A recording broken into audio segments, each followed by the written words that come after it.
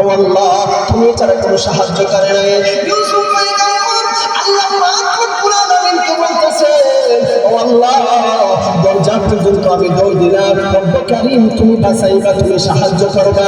আল্লাহর পয়গম্বর ইউসুফ আলাইহিস সালাতু ওয়াস সালাম উনি ওনার সর্বোচ্চ চেষ্টা ব্যবহার করেছেন, দরজা পর্যন্ত দৌড় দিয়েছেন। প্রথম দরজায় যাইতে ঠাস ঠাস করে আল্লাহর কুদরতে দরজা খুলে যায়। এই কোণা থেকে সুবহানাল্লাহ আওয়াজ হয় না কেন ভাইরা? আওয়াজ দিয়ে সবাই বলেন না সুবহানাল্লাহ।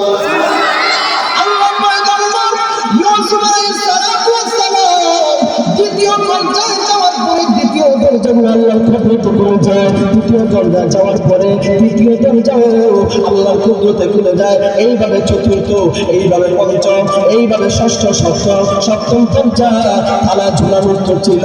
জুলাইখা আল্লাহর পয়গম্বর ইউসুফ আলাইহিস সালাতু ওয়াস সালামকে জুলাইখার দিকে সে মাইল করতে চাইছিল, গুনার দিকে আহ্বান করেছিল।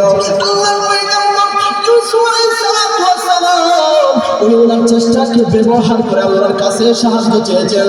ও আল্লাহ তুমি যদি না বাঁচাও জমালি তাহলে আর কে আমাকে বাঁচাবে?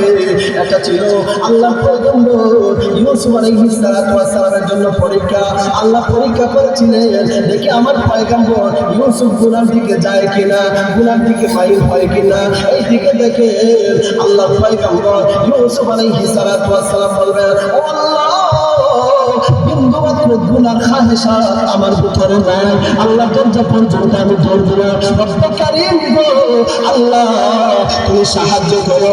আল্লাহ পাক রব্বুল আলামিন এমন সাহায্য করলেন আল্লাহ পয়গম্বর ইউসুফ আলাইহিস সালাতু ওয়াস সালামকে জুলাইখার কবল থেকে আল্লাহ মুক্তি দিলেন, অপবাদ থেকে মুক্তি দিলেন। আল্লাহ পাক রব্বুল আলামিন আল্লাহর পয়গম্বর ইউসুফ আলাইহিস সালাতু ওয়াস সালামকে সর্বদিক থেকে আল্লাহ হেফাজত করলেন।